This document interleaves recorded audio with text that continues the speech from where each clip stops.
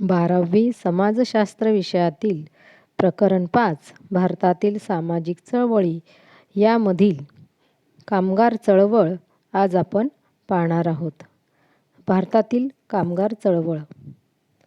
भारतातील कामगार चळवळ समजून घेण्यासाठी योग्य प्रारंभिक बिंदू म्हणजे भारतातील औद्योगिकीकरणाची प्रक्रिया. मग औद्योगिकीकरण म्हणजे काय? त्याच्यामध्ये कारखानदारी आली, उद्योगधंदे आले. या कारखानदारी आणि उद्योगधंद्यामुळे काय झालं? मग भारतीय समाजाचं स्वरूप बदललं, भारतीय समाजाचं वैशिष्ट्य बदलले. अर्थव्यवस्थेचा औद्योगिकरणामुळे अर्थव्यवस्थेचा कायापालट झाला. नवीन उत्पादन यंत्रणा आली आणि श्रमविभाजनाची पद्धतसुद्धा बदलली. मग समाजामध्ये 2 वर्ग निर्माण झाले, एक भांडवलदार आणि दुसरा कामगार. आधुनिक उद्योग हे नफ्याच्या तत्वावर कार्य करत असल्यामुळे कामगारांकडून जे वाढीव काम करून घेतात भांडवलदार किंवा व्यवस्थापक, त्यांना कमी पगार देतात. कामकाजाचे तास वाढवलेले असतात, पण मिळणारा मोबदला हा फार तासाच्या मानाने कमी असतो. त्याशिवाय त्यांना पदोन्नती लवकर मिळत नाही, रोजगार मिळत नाही, रोजगारामध्ये कपात होतो, वेळेवर रोजगार मिळत नाही त्यांना. त्याशिवाय काही सुविधा असतात, या सुविधाचा सुद्धा अभाव असतो. तर अशा अनेक समस्या या कामगारांच्या असतात. त्यावेळेस मग कामगार काय करत असतात? एकत्र येत असतात आणि भारतातील व्यवस्थेचा निषेध करण्यासाठी कामगार लोक एकत्र येऊन सुरुवात करत असतात. तर अशा प्रकारे त्याला आपण कामगार चळवळ असं म्हणतो. तर औद्योगिक कामगार वर्गाची चळवळ ही 4 टप्प्यात सांगितलेली आहे. पहिला टप्पा आपल्याला बघायचा आहे कामगार चळवळीचा उदय. हा उदय 1850 ते 1918 या कालावधीमध्ये झालेला आहे. तर पूर्वनियोजन आणि पूर्वसंघटन न करता कामगाराच्या गटांनी केलेला निषेध स्वयंस्फूर्त असला तरी तो स्वतंत्र घटनापुरता मर्यादित असतो. तर मार्च 1885 शापूरजी बेंगाली यांनी काय केलं? कामगारांच्या असमाधानकारक परिस्थितीविरुद्ध बंड केले. 1881 पहिला कारखाना कायदा लागू झाला. नारायण मेघाजी लोखंडे यांचं याच्यामध्ये महत्त्वाचं कामगिरी आहे. कारण नारायण मेघाजी लोखंडे यांना भारतीय कामगार चळवळीचे जनक मानलं जातं. देशातील पहिली कामगार संघटना बॉम्बे मिल हँड्स असोसिएशन ही 23 सप्टेंबर 1884 रोजी या लोखंड्यांच्याच अध्यक्षतेखाली झाली. कामगारांच्या मागण्या आणि समस्या समजून घेण्यासाठी मुंबई प्रांतामध्ये गिरणी कामगारांची परिषद जी आयोजित केली होती कामगारांची स्थिती सुधारण्यासाठी, तर त्यामध्ये जे ठराव संमत केले त्यामध्ये यांचा नारायण लोखंडेचा महत्त्वाचा वाटा आहे. तर अशा प्रकारे कामगारांना ज्या भेडसावणाऱ्या अडचणी असतात, ज्या समस्या असतात, ह्या जाणीवपूर्वक समजून घेणं महत्त्वाचं आहे. तर त्यासाठी मग जे काही समाजसुधारक पुढे आलेले असतात. समाजसुधारकांनी कामगारामध्ये अशा प्रकारे असंतोष असतो, या असंतोषाची जाणीवपूर्वक दखल काही समाजसुधारकांनी घेतली आणि त्या परिस्थितीवर उपाय करण्यासाठी म्हणून त्यांनी कल्याणकारी उपाययोजना अंमलात आणल्या. दुसरा जो टप्पा आहे, या टप्प्यामध्ये दबाव गटांचा उदय झाला, म्हणजे दबाव आणलं कामगारांवर 1918 ते 1947 संप हे कामगारांचं एक प्रमुख अस्त्र असतं. पहिल्या महायुद्धानंतर अर्थव्यवस्था आणि उद्योगात बदल घडून आले. पहिल्या महायुद्धानंतर मग वस्तूंच्या किमती वाढल्या होत्या. वस्तूच्या किमती वाढल्या, नफा वाढला, पण कामगारांची जी स्थिती होती, परिस्थिती जशीच्या तशी होती. त्यांना रोजगारमध्ये वाढ झाली नाही किंवा कामाची जी परिस्थिती होती ती सुधारली नाही. त्यामुळेच अशा प्रकारे कामगारांमध्ये असंतोष निर्माण झाला आणि कामगाराच्या असंतोषाचे प्रतिबिंब 1918 ते 20 या कालावधीमध्ये संपाच्या रूपाने आपल्याला दिसून आला. मग हे जे संप आहे, हे संप रोजगार आणि वेतन या कारणाशी संबंधित होते. मग हे कुठे कुठे झाले? मुंबई, अहमदाबाद, सोलापूर, मद्रास इथे कापड गिरणी कामगारांचा झाला. कानपूरचं लोकर गिरणी, जूट गिरण्यामध्ये कलकत्ताचा संप होता. जमशेदपूरची स्टील कंपनी, मुंबई जबलपूरमध्ये रेल्वे कामगार आणि मुंबईचे गोदी कामगार यांनीसुद्धा निदर्शनं केली. तर कामगार संघटनाचा दबाव गट म्हणून उदय ही या चळवळीतील प्रगतीदर्शक घटना ही आपल्याला दिसते. तर औद्योगिक वातावरणामुळे भारतात कामगार संघटनेची जी चळवळ होती ही अधिक संघटितपणे उभी राहिली.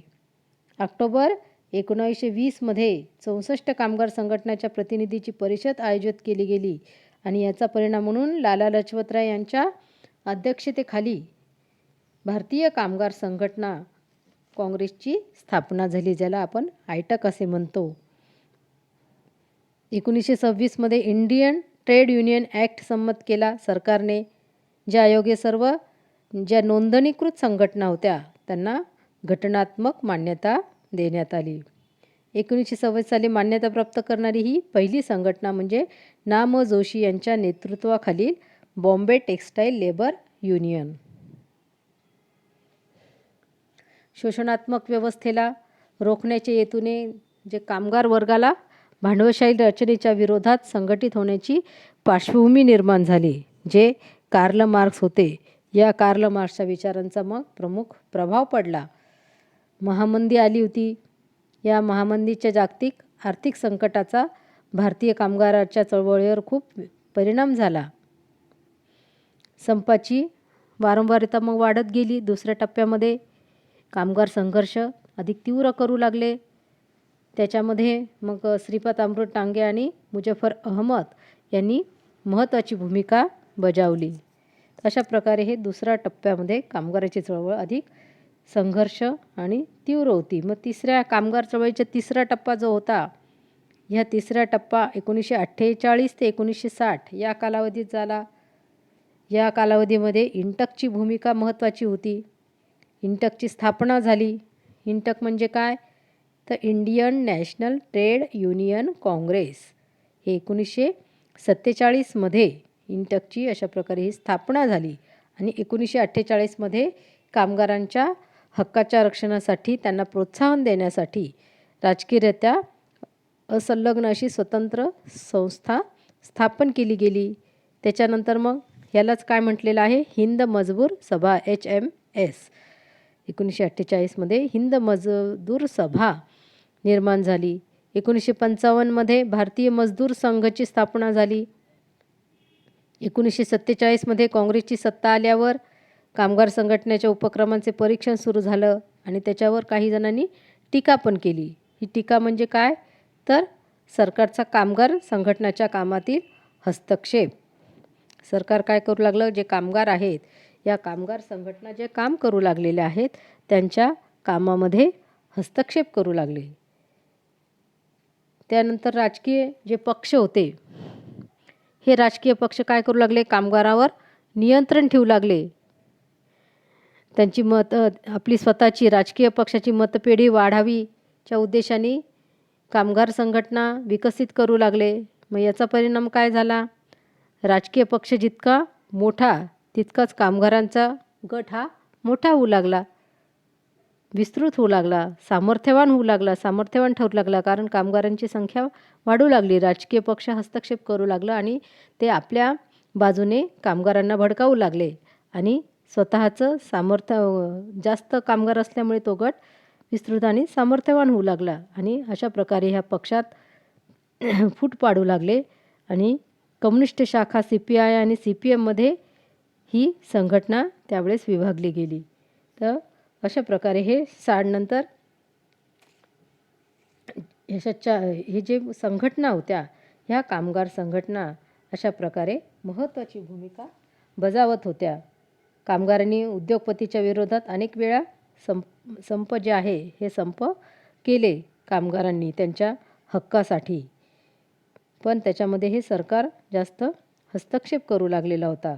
कारण का कामगार जे आहे हे कामगार केव्हा पेटून उठतात, असंतोष केव्हा निर्माण होतो, जेव्हा त्यांना बडतर्फ मिळत नाही, अन्यायकारक बडतर्फी होतं.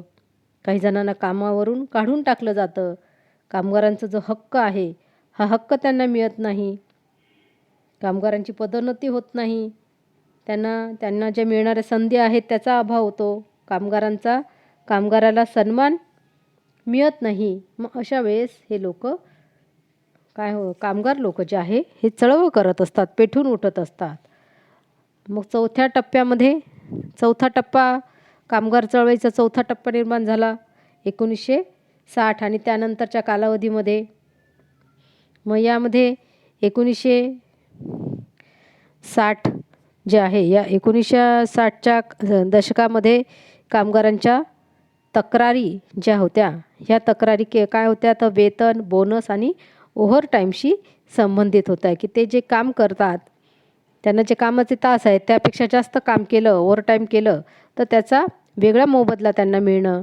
त्याशिवाय दिवाळी किंवा अशा प्रकारे सणवार आले तर त्याचा बोनस मिळणं आणि वेतन जे आहे ही वेतनवाढ वेळोवेळी करणे.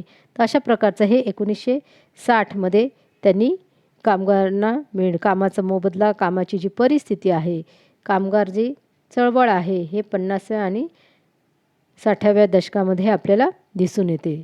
त्यानंतर मग 60च्या दशकामध्ये काय झालं, आर्थिक वाढ झाली आणि विस्ताराची गती कमी झाली. आणि साहजिकच आर्थिक वाढ आणि विस्ताराची गती कमी झाल्यामुळे आर्थिक मंदी आलं. कामगारांच्या या ज्या मागण्या आहेत, कामाचा मोबदला जास्त मिळणे, कामाची परिस्थिती, त्या ठिकाणी त्यांना मिळणारं बोनस, या अशा जे कामगारांचे हक्क जे आहेत ह्या सगळ्या मागण्या मग नाकारण्यात सुरुवात झाली. औद्योगिक कलह कायदा 1947 हा औद्योगिक कलहाची तपासणी तसेच त्यावर तोडगा काढण्यासाठी यंत्रणा व प्रक्रिया करून शांतता आणि सुसंवाद सुनिश्चित करण्यासाठी मग पारित केला गेला. आणि या कायद्याद्वारे म्हणजे कामगार आणि जे व्यवस्थापन होते हे कामगार आणि व्यवस्थापनचा संघर्ष कमी करण्यासाठी मग न्यायालयीन निवड करण्यात आला. त्यांच्यामध्ये म्युच्युअल अंडरस्टँडिंग कामगारामध्ये करण्यात आली. त्यानंतर 1970च्या दशकापर्यंत कामगाराच्या हितसंबंधाचे आणि समस्याचे प्रतिनिधित्व करण्याचे त्यांना आश्वासन देण्यात आले. 1970 नंतर मात्र ही जी कामगार चळवळ आहे त्याची गती मंदावली. कारण त्यांचे जे कामगारांच्या डिमांड होत्या ह्या डिमांड हळूहळू त्यांना मिळू लागल्या. त्याच्यानंतर मग 8 वर्ष गिरणी कामगार संप चालला. 1982मध्ये मुंबईमध्ये गिरणी कामगाराचे केंद्रीय नेते कोण होते, मग दत्ता सामंत यांच्या नेतृत्वाखाली 8 वर्ष चालला. 65 कापड गिरण्यांमधील 2,50,000 कामगारांनी काम थांबवले. कामगारांचं मेन जी गोष्ट होती, उद्देश होता तो वेतन वाढ आणि त्यांना बोनस जे आहे हे बोनस वाढ या संपाचे मुख्य उद्दिष्ट होतं. आणि वेतनवाढीच्या मागणीबरोबरच दत्ता सामंत यांनी 1947चा बॉम्बे इंडस्ट्रियल ॲक्ट रद्द करण्याची मागणी केली. आणि हा संप 8 वर्ष म्हणजे वर्षानुवर्ष राहिल्यामुळे काय झालं, मग उद्योगाचं पण मोठं नुकसान झालं. त्याशिवाय कामगार घरी असल्यामुळे दारिद्र्याच्या खाईत ते ढकलले गेले. दारिद्र्य आल्यामुळे कामगार लोक काय करू लागले, स्वतःचं मालमत्ता विकून, घरदार विकून स्थलांतरित होऊ लागले मुंबईच्या उपनगरीमध्ये. आणि या संपाचा कामगार, उद्योग आणि सरकार यांच्यातील औद्योगिक संबंधावर मग नकारात्मक परिणाम झाला. 2012च्या अहवालानुसार भारतात अंदाजे 16,154 कामगार संघटना अस्तित्वात आहेत. तर भारतीय मजदूर संघ ही सर्वात मोठी भारतातील कामगार संघटना आहे. कामगार मंत्रालय, भारत सरकारने मान्यता दिलेल्या राष्ट्रीय स्तरावरील काही संघटना, AITUSU, INTUSU, पुन्हा स्वयंरोजगार महिला संघटना, या ज्या संघटना आहेत या सरकारने मान्यता दिलेल्या संघटना आहेत. तर अशा प्रकारे हे कामगार चळवळ जी आहे हे कामगार चळवळ आपण पाहिलं. त्यानंतर भारतातील शेतकरी चळवळ.